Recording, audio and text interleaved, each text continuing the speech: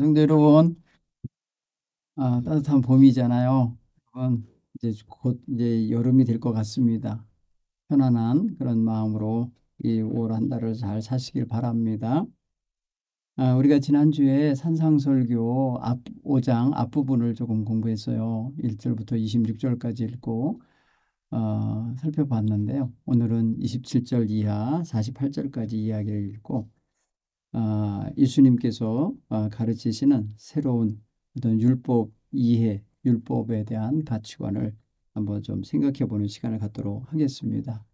여러분도 함께 성경을 한번 찾아서 읽겠는데요. 마태복음 5장 27절로 48절의 말씀입니다. 제가 공독해 드리겠습니다. 또 간음하지 말라 하였다는 것을 너희가 들었으나 나는 너희에게 이르노니 음욕을 품고 여자를 보는 자마다 마음에 이미 간음하였느니라. 만일 네 오른눈이 너로 실족하게 하거든 내어버리라. 네 백체 중 하나가 없어지고 온몸이 지옥에 던져지지 않는 것이 유익하며, 또한 만일 네 오른손이 너로 실족하게 하거든 내어버리라. 네 백체 중 하나가 없어지고 온몸이 지옥에 던져지지 않는 것이 유익하니라. 또 일렀을 때 누구든지 아내를 버리려거든 이혼 증서를 줄 것이라 하였으나 나는 너에게 이르노니 누구든지 음행하는 이유 없이 아내를 버리면 이는 그로 간음하게 하며, 또 누구든지 버림받은 여자에게 장가드는 자도 간음함이니라. 또 옛사람에게 말한 바 헛맹세를 하지 말고 네 맹세한 것을 주께 지키라 하였다는 것을 너희가 들었으나 나는 너희에게 이르노니 도무지 맹세하지 말지니 하늘로도 하지 말라 이는 하나님의 보좌이며, 땅으로도 하지 말라 이는 하나님의 발등상이며, 예루살렘으로도 하지 말라 이는 큰 임금의 성이며, 네 머리로도 하지 말라 이는 네가 한터럭도 희고 곪게 할 수 없습니다. 오직 너희 말은 옳다 옳다 아니라 아니라 하라. 이에서 지나는 것은 악으로부터 나느니라. 또 눈은 눈으로 이는 이로 갚으라 하였다는 것을 너희가 들었으나 나는 너희에게 이르노니 악한 자를 대적하지 말라. 누구든지 네 오른편 뺨을 치거든 왼편도 돌려대며, 또 너를 고발하여 속옷을 가지고자 하는 자에게 겉옷까지 가지게 하며, 또 누구든지 너로 억지로 오리를 가게 하거든 그 사람과 십리를 동행하고, 네게 구하는 자에게 주며 네게 꾸고자 하는 자에게 거절하지 말라. 또 네 이웃을 사랑하고 네 원수를 미워하라 하였다는 것을 너희가 들었으나 나는 너희에게 이르노니 너희 원수를 사랑하며 너희를 박해하는 자를 위하여 기도하라. 이같이 한즉 하늘에 계신 너희 아버지의 아들이 되리니 이는 하나님이 그 해를 악인과 선인에게 비추며 비를 의로운 자와 불의한 자에게 주려 주심이니라. 너희가 너희를 사랑하는 자를 사랑하면 무슨 상이 있으리요? 세리도 이같이 아니하느냐? 또 너희가 너희 형제에게만 분한하면 남보다 더한 것이 무엇이냐? 이방인들도 이같이 아니하느냐? 그러므로 하늘에 계신 너희 아버지의 온전하신 같이 너희도 온전하라. 아멘. 율법에는 이렇게 있지만은 나는 너희에게 이렇게 말한다 하면서 조금 더 강화시키는 가르침도 있는가 하면은 좀 더 본질적인 부분을 터치하시는 그런 가르침도 있다는 것을 알 수가 있습니다. 오늘 제일 먼저 간음하지 말라는 이야기를 먼저 터치하시는데, 간음하다라고 하는 말은 그대로 우리가 알다시피 남자가 됐든 여자가 됐든 성적 상대를 자기 아내가 아닌 남편이 아닌 상대와 갖는 관계를 간음이라 하지 않겠습니까? 그래서 간음을 범한다라고 하는 것은 어떤 기본적으로는 어떤 인간관계가 지금 깨지고 있고 상처를 입고 있는 현장 또 상황이라는 것을 우리가 알아야 됩니다.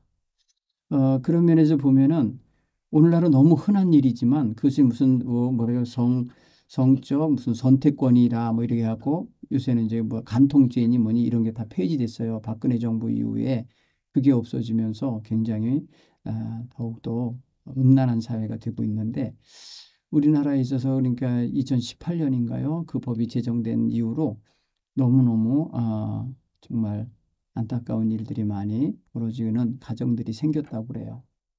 자, 너는 간음하지 말라라는 게 이게 성경의 율법의 규정이에요. 간음하지 말라라는 말은 반드시 그 앞에 명령형이라 그랬잖아요. 명령형에는 항상 2인칭이 들어있어요. 예. 근데 그게 너는, 너라는 상대가 항상 있는 거예요. 말을 들어야 할 상대. 아, 너는 간음하지 말라라고 하는 이 율법의 말씀이 너희가 들어서 알지? 이렇게 지금 예수님이 말씀하시는 거예요. 근데 나는 너희에게 이르노니 여자를 보고 음욕을 품은 자마다 마음에 이미 간음하였느냐. 마음의 간음을 표현했어요, 지금. 자, 보세요. 우리가 간음한다라고 하면은 음욕을 품고 행동한 것까지가 이루어진 거죠. 간음 행동은요. 그죠? 간음하다라는 것은요. 간음죄를 범하다 이런 의미예요. 물론 방탕한 남자나 여자가 저지르는 범죄죠. 그런데 이것을 이루기 전에 뭐가 먼저 작용을 해요? 근원적인 게 있잖아요. 마음이에요, 마음. 누군가를 보고, 오늘 성경 보면 여자를 보고, 이게 남자에게 한 소리예요. 지금 남성, 이 간음하지 말라라고 하는 이 명령이 지금, 지금 들려지는 걸 보니까 지금 남자들에게 들으라고 하시는 것 같은 느낌이 들어요. 그리고 제자들이 쭉 앉아 있었다 그랬잖아요. 이 말씀을 듣는 가운데. 남자들이잖아요, 대부분 다. 그런데 생각하면은 여자를 보고, 이거는 남자를 보고는 안 돼요? 되죠? 근데 여자를 보고 음욕을 품은 자, 이게 음욕을 품은 자, 이게 남성인 거예요. 그러다 보니까 여자에게는 단순히 그냥 아내가 아니에요, 이거는. 아내를 보고 음욕을 품는다? 물론 이거는 있을 수 있지만은 그게 무슨 범죄가 되겠어요? 자기 아내인데. 그러나 여자예요, 여자. 일반적인 여자를 말하는 우먼, 여자를 의미하는 거거든요. 그러면은요, 여자를 보고 마음의 음욕을 품었다. 라고 할 때 이미 그 앞에 어떤 단어가 들어있냐면요. 프로스라고 하는 전치사가 들어가요. 뭐뭐로부터 뭐뭐로에 대하여 앞쪽으로 그에게 향하여 가는 가까운 어떤 관계 속에 있는 상대인 거예요. 그러니까 그를 어떻게 하는 게 마음에 두었다는 소리예요. 음욕을 품었다는 소리는 마음에 두었다. 이게 욕구를 품고 마음에 둔 거예요.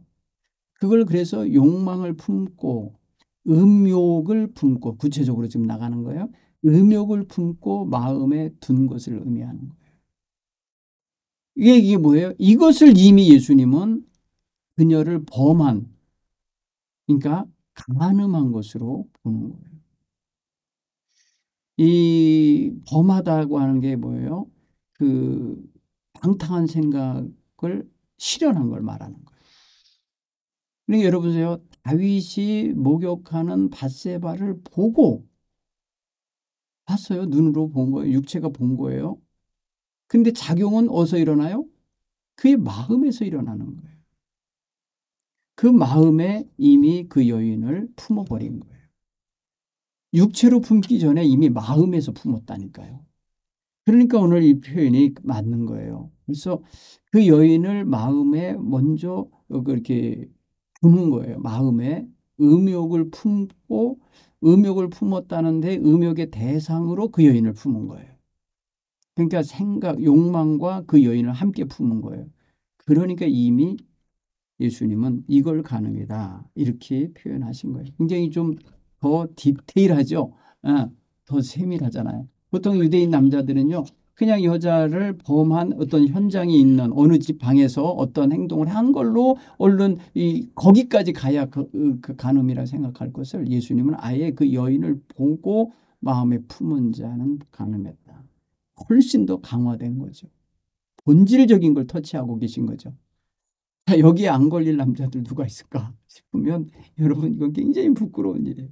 여러분 여기서 간음하다는 것은요. 조금 종교적인 의미로 생각하면요. 이 육체적으로 이 남녀 관계 속에서는 음욕을 품고 이러는 거지만은 이게 조금 종교적인 의미는 어떤 의미인 줄 아세요? 우상을 숭배하는 걸 말해요. 우상 숭배의 죄를 범하는 것이 바로 이 간음하다와 연결되는 단어예요. 여러분 나중에 가보면요. 이런 단어로다가 우상을 따르고 우상을 품는 것을 간음이라고, 영적인 간음이라고 성경 구약이나 신약에서 그렇게 얘기해요. 특히 고린도 전후서를 보면은 그렇게 표현하고 있음을 알 수 있습니다. 자, 그리고 또 아주 좀 극단적인 표현입니다만 그런 거 있어요. 만약에 너의 눈이 너를 실족하게, 오른쪽 눈이 실족하면 빼버리라는 거예요. 네, 에, 또 오른손이 왜 자꾸 오른손 오른쪽 눈을 오른쪽을 하고 말하는지 모르는데 오른손이 너를 실족해 하거든 찍어버려. 그래서 백체 가운데 하나가 없어지고 온 몸에 지옥에 던져지지 않는 게 낫다. 예. 온 몸을 뭐랄까요, 범죄하게 만드는 그 요소 있잖아요. 눈, 손 이걸 표현했는데 여러분 이거는 하나의 이제 예입니다. 예. 우리에게 있어서 정말 모든 게 다 깨끗하면 제일 좋죠. 모든 게 다 정결하면 좋겠죠. 그러지 않으니까 이런 일이 벌어지는 건데 실제로 이렇게 할 사람이 있을지는 모르겠어요. 그렇죠? 어떤 사람이 너무 자기의 가족들을 힘들게 가정을 파괴적인 삶을 살게만 도전, 투전을 자꾸 하게 돼서 자기 손가락을 잘랐답니다. 그런데 나중에는 입에 물고 하기도 하고 어떤 때는 발가락에 끼워놓기도 하고 그러더라는 거예요. 야, 이건 마음이 안 변하면 백체 중에 뭘 하나 잘라낸들 그 사람이 건강한 가치관을 가질까 싶어요. 사실은. 그렇죠? 그 다음에 이혼 문제도 다루는데요. 예, 성경 구약에는 아내를 버리려거든 버린다는 표현과 이혼에 대한 이야기를 말하는데 여러분 사실은 이게 아내를 왜 버립니까? 내 떠나 보내는 걸 말하는 거겠지만은 사실은 이게 떠나 보내려거든 이 단어를 이혼하거든 이런 뜻으로 표현한 거예요. 근데 여기서 보면은 아폴리오라는 단어는 떠내 보내다 또 놓아주다 풀어주다 이런 단어예요. 여기서는 아포라는 단어와 루오라는 단어가 합쳐져서 이루어지는 건데 이게 풀어서 놓아준다. 근데 남편의 어떤 그런 그 굴레에서 해방시켜 준다. 이런 의미에서 아내의 의무와 그 규정을 면제되도록 만들어 주는 거. 이게 바로 이혼하다의 의미예요. 이혼하도록 하는데 이혼 증서를 써주는 게 그런 의미예요. 그러니까 어떤 걸 풀어준다라는 의미예요. 근데 그런 거 없이 예를 들어서 내보내면 그냥 딴 여자가 더 마음에 들어서 나 너랑 못 살겠어 하고 내보내는 게 돼버리니까 그건 문제가 돼요. 왜 그렇게 되냐? 이유 없이 보내서 그렇게 해버리면 이 여인으로 하여금 간음하게 만드는 기회를 주는 게 돼버리고 또 그 버림받은 여자와 또 결혼하거나 또 관계를 맺는 남자가 있으면 장가드는 남자가 있으면 그도 간음하게 되는 거예요. 왜? 이혼 증서가 없는 여자. 남편에게서 정식으로 이게 뭐랄까 해방받았다고 하는 증서가 없이 나온 여자를 범했기 때문에 그래요. 그런데 예수님은 아예 뭐예요? 음행의 이유 없이는 아내를 버리지 말라는 거예요. 아내가 음행을 했다고 하는 이유가 분명한 부도덕함이 있어서 그렇다고 하면은 이혼 증서를 써서 보내고 그렇지 않으면 이혼 증서도 쓰고 이렇게 보내는 일 이혼하지 말라는 거예요. 예수님의 말씀 가운데 물을 하나님이 짝지어 준 것은 사람이 나누지 못할지니라 이렇게 말씀하셨거든요. 그러니까 예수님의 분명한 말씀 속에는 이혼은 사실은 음행 외에는 안 되는 걸로 말씀하신 것 같아요. 자, 그 다음에 또 무슨 말씀을 하셨습니까? 맹세하지 말라라는 거예요. 맹세. 그럼 우리 뭔가 맹세를 왜 합니까? 보통 사람들이 누군가에게 맹세할 때는 자기 말을 믿게 하려고 자기에게 확신을 갖게 하려고 맹세하는 경우가 많고 그다음에 자기의 결단이 예? 확실하다라는 거 자기가 지금 약속하는 거 이게 굉장히 에, 믿을 만한 겁니다라는 것 때문에 맹세를 하는데 맹세도 보니까 거짓 맹세가 있는 모양이에요. 그죠? 여기 헛맹세라고 표현했죠. 오늘 여러분 보시면은 그 33절에 보면은 옛사람에게 말한 바 헛맹세하지 말고, 헛맹세하지 말라. 헛맹세. 우리 성경은 헛맹세라고 표현되어 있는데 이게 거짓맹세예요. 거짓맹세. 거짓된 맹세. 하나마나 한 맹세 있잖아요. 저 사람은 말뿐이야. 말로는 그냥 하늘에서 별까지 따다 준다고 맹세했는데 이거는 뭐야? 응? 그런 어떤 사람을 혹하게 만들거나 사람을 에, 강력하게 설득해서 자기의 이익을 추구하려고 하는 사람들이 하는 맹세가 있어요. 예를 들어서 이제 투자 사기 하는 사람들 보면은 얼마나 맹세를 하는지 몰라요. 헛된 맹세, 거짓된 맹세, 확실하게 보장합니다. 보장. 근데 다 서류도 가짜고 맹세는커녕 뭐예요? 돈 다 받아먹고 사라져 버리고, 예? 전화번호 바꿔버리고, 인터넷 계정 다 삭제해버리고, 뭐 이러면서 여러분 괴롭히는 사람들이 얼마나 많습니까? 이건 진짜 인간이 이 거짓된 행실을 맹세라고 하는 것을 형식을 담아서 사람들을 속이는 데 사용하기 때문에 도무지 맹세하지 말아라. 맹세. 맹세하면 항상 뭐 해야 돼요? 이행해야 되는 거 아닙니까? 지켜야 되는 거 아니에요? 오늘 예수님께서 내 맹세한 것을 주께 지키라 하였다. 이렇게 너희들을 성경에서 듣지 않았냐. 지켜야 되는 거예요. 사실은 맹세는 이행하는 거예요. 그런데 예수님은 말하는 도무지 맹세하지 말라 너희는. 전혀 도무지. 예. 아예 전적으로 너희들 맹세하지 마라. 맹세는 참 맹세한 사람도 그때부터 굴레에 들어가는 거고요. 맹세를 받은 사람도 그 맹세를 지키나 안 지키나 지켜봐야 되기 때문에 피로감 속에 들어가는 거예요, 사실은. 근데 맹세를 하면은 지켜야 함이 맞는데 안 지키거든요. 맹세를 지켜야 될 날이 왔는데 안 지키거든요. 그럼 맹세가 하나마나 아닌 겁니까? 근데 예수님은 아예 인간이 얼마나 나약한 걸 아시니까 너희는 맹세를 도무지 하지 마라, 그냥. 아예 하지 마라. 하늘로도 하지 마라. 왜? 거기는 하나님 보좌야. 왜 네가 마음대로 네가 하나님 보좌를 네 마음대로 맹세의 도구로 쓰냐? 네가 뭔데? 이렇게 말씀하신 것 같은 거죠. 그러면 보좌는 뭐야? 하나님 계신 자리 아닙니까? 하나님 앉은 자리. 하나님 자리를 가지고 네가 왜 맹세의 도구로 써? 하지 마. 땅으로도 하지 마라. 땅은 하나님 발등상에 하나님 발 놓고 계신 곳이야 라고 표현하는 거예요. 땅으로도 하지 마. 빵은 하늘과 땅을 놓고 맹세를 왜 해? 예. 웃기죠? 그런 것도. 아예 그냥 담보로 제시하면서 이거 드릴게요 라고 하면서 차라리 맹약을 맺는 게 차라리 확실한 거죠. 또 뭐라 그랬어요? 예루살렘으로도 향하여 맹세하지 말라. 예루살렘은 큰 임금이 사는 성이다. 그러니까 임금님이 있는 땅을 네가 뭔데 네가 그 성을 놓고 예루살렘을 놓고 맹세를 하냐? 그다음에 네 머리를 놓고도 맹세하지 말라. 머리? 여러분 그 머리는 다른 걸로 표현한다면 뭐라고 생각할까요? 목숨이라고 생각할까요? 물론 그렇게 극단적으로 할 건 아니지만은 자기의 어떤 내 얼굴을 보고 좀 해줘. 뭐 이런 식이 있잖아요. 근데 사실은 얼굴을 본다는 건 아니겠죠. 그 사람의 체면이나 지금까지 살아온 어떤 신뢰 관계나 뭐 이런 걸 보고 하는 거겠지만은 그걸로도 하지 말라는 거예요. 도무지 맹세하지 말라고 했으니까 아예 하지 말라는 거예요. 왜 뭐라고 표현한 줄 아세요? 오늘 머리털을 보고 머리를 가지고 하지 말라는 건 네 머리카락 하나도 네가 희게 하거나 검게도 못할 건데 에? 네가 주장할 수 없는 거라는 거예요. 머리도 네 머리에 달려 있지만 네 몸에 달려 있지만 그러니까 그거 놓고 맹세하지 말라.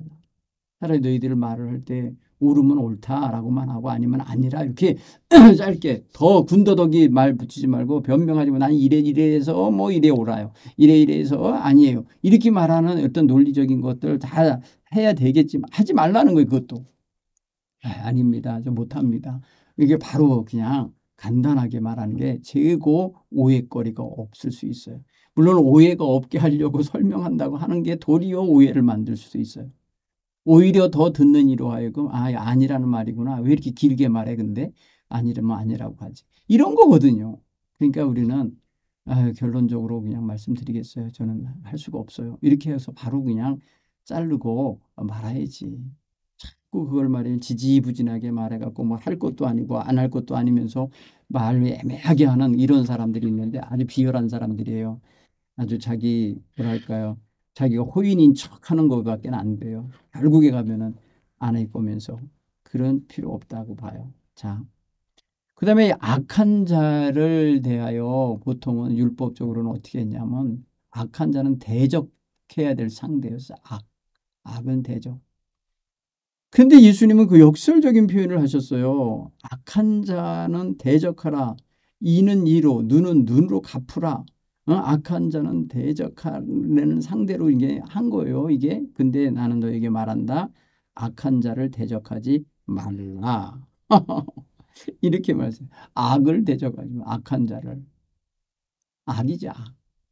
그 대신에 어떻게 하라는 거예요? 여러분 대적한다. 그다음에 대적하지 않는다. 이 율법은 대적하라 했다 그러고 예수님은 대적하지 말라 하셨다 이거예요. 대적하고 저항하고 반대하고 하는 게 이게 뭐랄까요? 대적하는 모습이겠죠.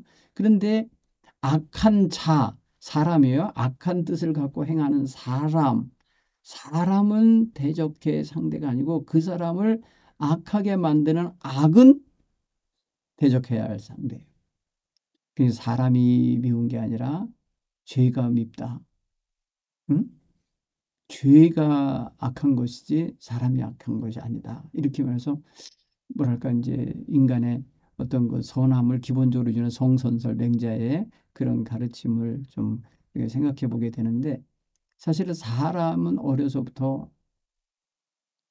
악한 것부터 시작하진 않은 것 같은데 악해지는 것 같아요. 악해져 가는데 뭐예요? 악의 영향을 받기 때문에 그래요. 그런 환경에서 악한 영향보다 선한 영향을 더 많이 끼치고 받게 되는 환경에 놓이는 게 그래서 중요하겠죠. 예. 근데 오늘 성경은 그래요. 너를 오른뺨을 때리거든 왼뺨도 돌려대라라고 갖다가 돌려줘라. 역설이죠, 역설. 여러분 오른뺨을 내 맞은 것만 가지고도 화가 나서 치밀어서 대항할 수 있는데 왼뺨을 돌려대면서 맞는다? 너를 고발하여 속옷을 가지고 오는 자에겐 겉옷까지 가지게 해라. 속옷 겉옷 다 가지면 뻘거벗으란 소리인데 이렇게까지 하라. 너 억지로 오리를 끌고 가는 자가 있거든. 그냥 네가 자원해서 심리를 동행해라. 여러분 이게 얼마나 힘든 거예요. 또 구하는 자에게 주며 꾸고자 하는 자에게는 다 거절하지 말아라. 여러분 모든 것이 다 어렵고 힘든데 예수님의 가르침 속에 이런 가르침이 담겨 물론 누가복음에도 잠깐 짤막하게 들어 있습니다. 이게 그렇지만은 이거는 마태가 주로 강조하고 있는 말씀인데 누가는 좀 짧게 두 구절로 다뤄요. 6장 29절로 30절에서. 근데 지금 마태는 지금 이게 다섯 구절로 역설적인 삶을 가르치고 있는데 참 어려운 거죠. 예. 여러분 이런 삶에 대하여 한번 좀 당시에 이제 억지로 오리를 가게 하는 사람이 있다. 대부분 이게 피지배 백성이었기 때문에 지배자가 되는 이 군인들 로마 군인들이 강제 노역을 시킬 수 있었답니다. 어? 그래서 오리 가는 그 거리에 무거운 짐을 지고 가게 만들었다는 거. 여러분 예를 들어 예수님의 십자가를 대신 지고 간 뭐야 구레네 시몬 같은 경우 보세요. 이 사람 억지로 끌려와서 예수님 십자가 대신 진 사람이잖아요. 이 가르침을 아마 그 구레네 시몬이 알았다면 억지로 하지 말고 심리까지라도 내가 주님과 함께라면 가겠습니다 했을 수 있지 않을까 생각이 들어요.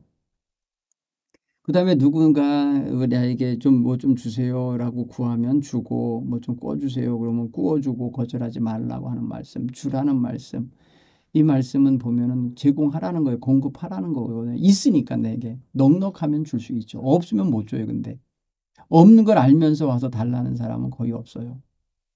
저 사람에게도 가봐야 나올 것이 없고 줄 것이 없는 사람이 그러면 아예 구하러도 안 와요. 거지에게 뭘 구하러 가겠어요, 누가? 그러지 않잖아요. 근데 보통 보면은 있는 것을 알기 때문에 와서 달라고 하거든요. 그럴 때 내게 넉넉하면 주라는 거예요. 넉넉하기 때문에 구하러 왔으니까 주라는 거예요. 또 꾸고자 하는 사람도 역시 내게 있는 걸 알고 꾸고자 하는 거예요. 꾼다는 거는 그나마 빌려달라는 소리잖아요. 차용해달라는 거 아닙니까? 근데 여러분 여기서 우리가 또 많은 또 금전 거래 때문에 꾸어주고 빌려주는 그 과정 속에서 상하는 사람들이 많아요. 돈 잃고 사람 잃는 경우도 많아요. 그래서 아예 큰 액수 아니면 아예 주는 것이 차라리 나아요. 네. 그래서 그런 면에서 보면은 얼마 전에 저희 친구가 저한테 전화를 해서 돈을 꾸어달라고 하는 게 아니고 그냥 달라고 하더라고요. 그래 차라리 그게 낫다. 꾸어달라고 하고 빌려달라고 하는 것보다 그래 네가 지금 필요하구나 라고 하는 메시지를 주면서 달라고 하니까 제게 있는 걸 다 털어서 줬어요. 그런 적이 있어요. 사실은 그래야 마음에 앙금이 안 남아요. 빌려주면 얘가 언제 갚을 거야? 걔 갚기나 할 거야? 근데 얘는 왜 빌려간 거야? 뭐 별의별 거 다 해요. 그런데 달라고 내가 지금 필요해서 급해서 그렇다. 그럴 때 여러분 그냥 주는 게 마음이 편합니다. 네.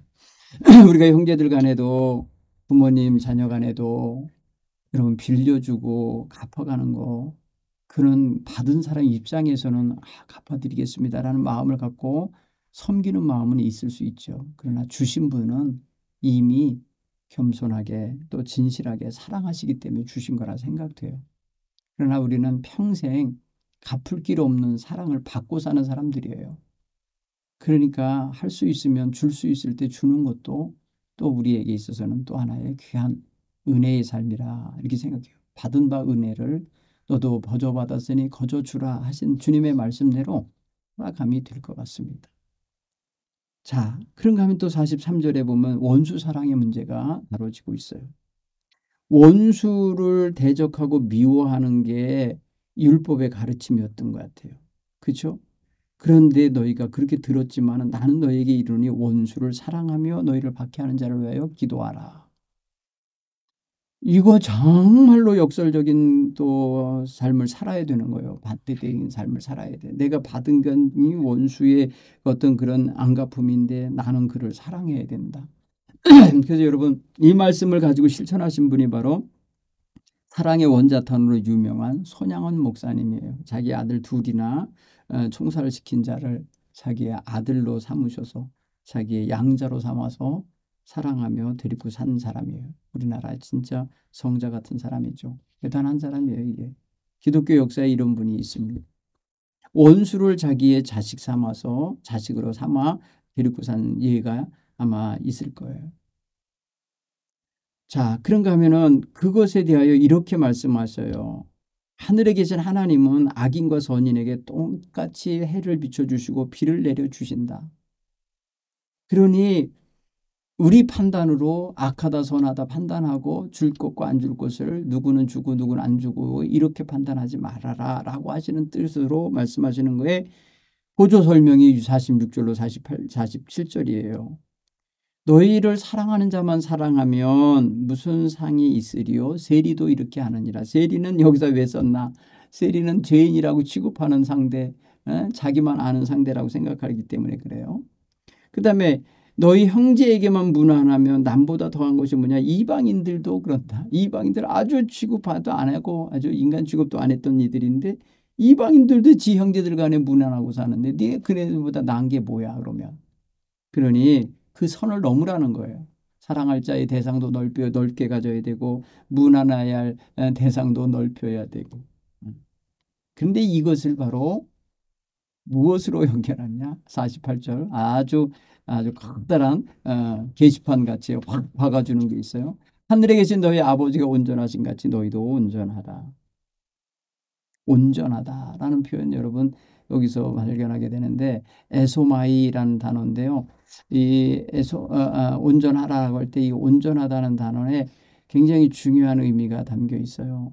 너희도 결점 없는 완성된 더할 나위 없는 더 탁월하고 더 효율적인 성숙한 그런 사람이 되라 이런 의미가 담겨 있는데 여기에 담겨 있는 그 헬라어를 제가 잘못 말했는데 에소마이가 아니라 텔레이오스라는 말이에요. 텔레이오스. 텔레오스라는 단어인데 이 텔레오스라는 단어가 주어지는 대상이 바로 너희는이에요. 너희는.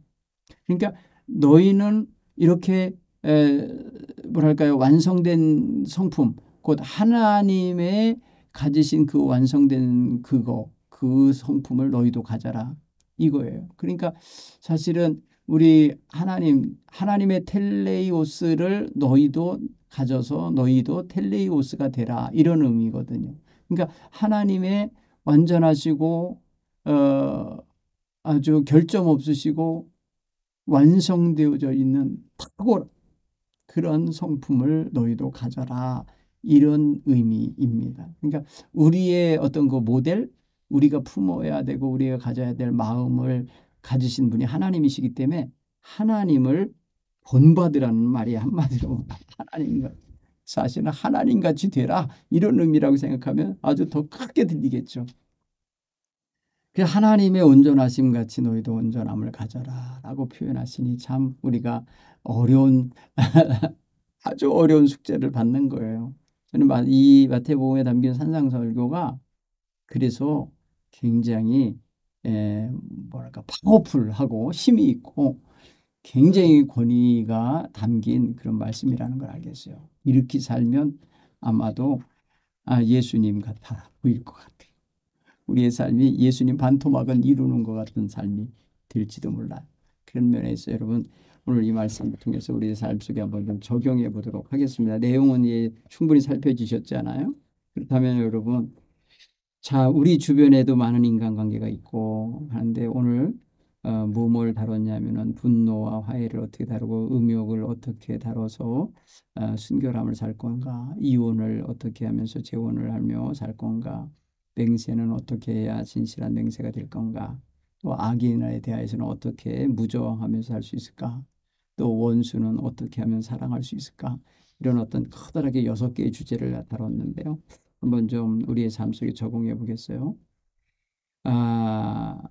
예수님은 맹세하지 말라고 하셨어요. 뭐 하늘 땅 보사 예루살렘 또 네 머리를 상대로 담보로 놓고 맹세하지 말라.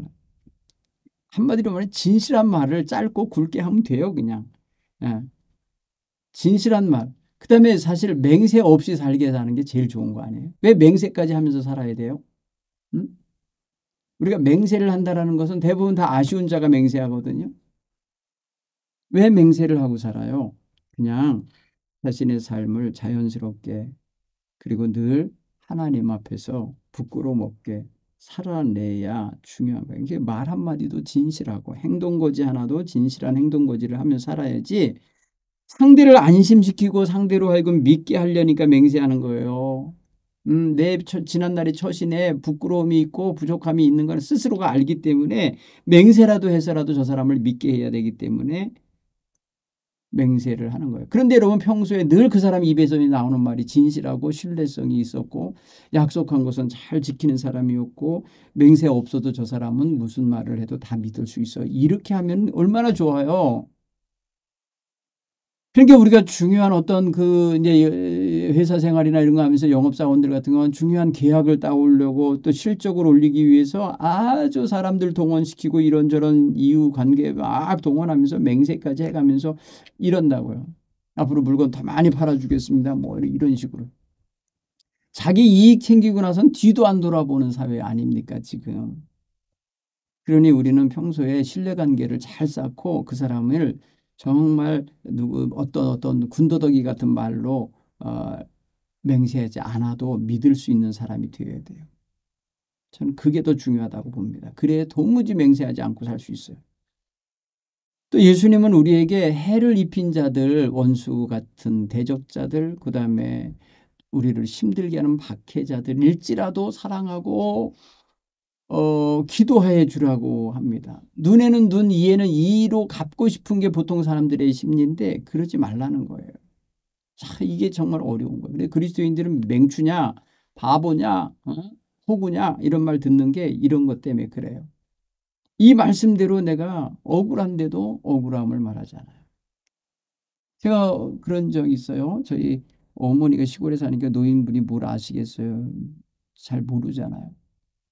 근데 강남 뭐 하는 그런 회사 이름이 있는데 제가 말할 수는 없고 태양열이에요. 그걸 설치해서 아유 노인한테 그랬다는 거죠. 밤낮으로 또 여름 겨울 언제든지 따뜻한 물을 쓸 수 있고 뭐 어떻게 했다 그래서 어머니 필요하니까 설치했어요. 다 했어요. 그래서 할부로다가 돈을 이렇게 갚기로 해서 했는데 어느 날 아우 이게 이 할부를 한꺼번에 갚으면요 이만큼 싸게 해줄 수 있어요. 그러면서 하더라는 거예요.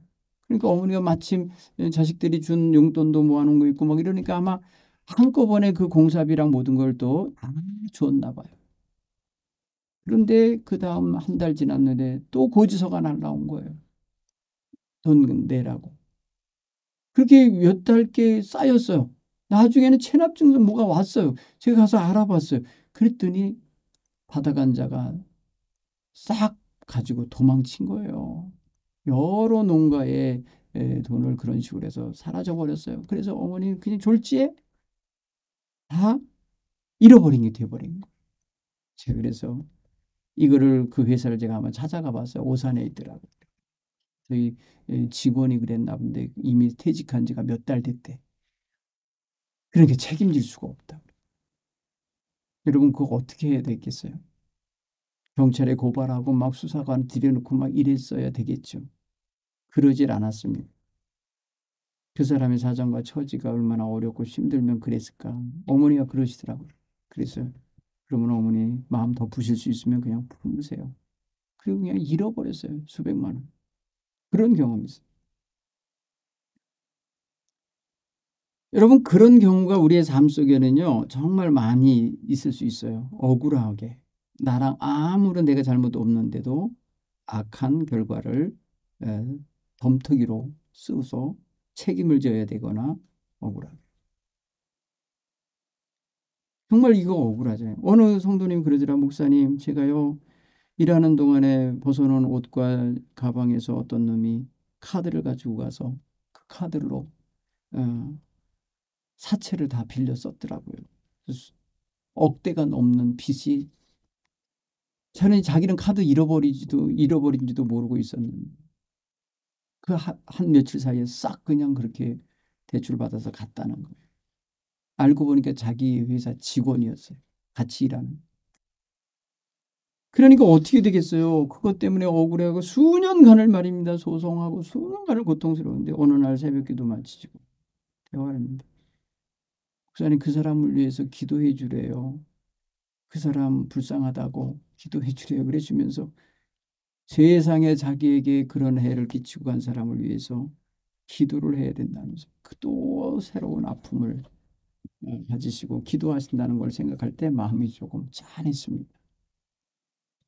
여러분 이게 그리스도인으로 산다는 게 어렵습니다. 이런 면에서 어렵습니다. 마음대로 그냥 막 욕하고 마음대로 말입니다. 해야 할 일 다 하면서 살 수 있으면 편할 텐데 예수님은 그러지 않고 우리가 걸어가야 할 길을 만들어 놓으셨기 때문에 그 길을 벗어나려면 우리의 마음이 아프죠. 그래서 우리는 복수의 삶을 사는 게 아니라 사랑의 삶을 살아야 됩니다.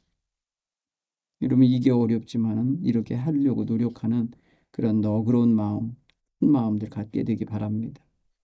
또 하나님 예수님은요. 음욕을 품는 것 그 자체로 이미 간음했다고 근본적이고 본질적인 터치를 하셨어요. 여러분 우리 마음은요. 별의별 걸 다 품을 수 있어요. 눈으로 보는 거, 귀로 듣는 걸 가지고도 마음이 품을 수가 있어요. 그러면 눈으로 보면 또 시각적인 건 남성들은 또 시각적인 요소가 강하게 작용한다는데 예쁜 여성을 보거나 아니면 또 자기가 자기 아내와 비교되는 어떤 여성을 보면은 순간 말이에요. 음란한 생각, 그 여인을 소유하고 싶은 생각을 갖게 마련이랍니다. 정말 그런 이게 수컷의 기질이라는데 정말 악하죠. 예, 요즘에 윤리상으로 그다음에 도덕적으로 여러분 짐승들은 새들이나 뭐 서로 말입니다 구애하는 작업을 보면은 얼마나 정성을 들입니까, 그죠? 그런 면에서 생각할 때 오늘 저와 여러분의 삶 속에 자신의 눈을 통해 들어온 눈으로 갖는 탐욕, 귀로 손으로 취하는 모든 탐욕적 요소가 사실은 마음에서부터 나오는 거다. 그럼 마음 관리, 마음 다룸이 너무나 중요한 거다. 그래서 마음에서 죄를 짓게 만드는 모든 요소들, 죄의 유혹이 들어올 때 이길 수 있는 대안들을 우리는 찾아가야 됩니다. 그렇죠? 또한 여러분, 헛된 맹세 자꾸 하지 않도록 뻥치는 거, 거짓말하는 거, 속여서라도 어떻게든지 그 상황, 위기의 상황을 모면하려고 하는 행실을 하지 말고 늘 진실하게 살자라고 하는 걸 오늘 이번 한 주간 여러분 생활 속에 적용해 보시고 묵상해 보시기 바랍니다. 눈과 마음으로 들어오는 모든 죄악된 요소들, 그거 어떻게 이길지, 죄의 유혹을 어떻게 이길지도 고민해 보면서 살아가시기를 간절히 축원합니다. 다음 주에 뵙겠습니다. 평안하세요.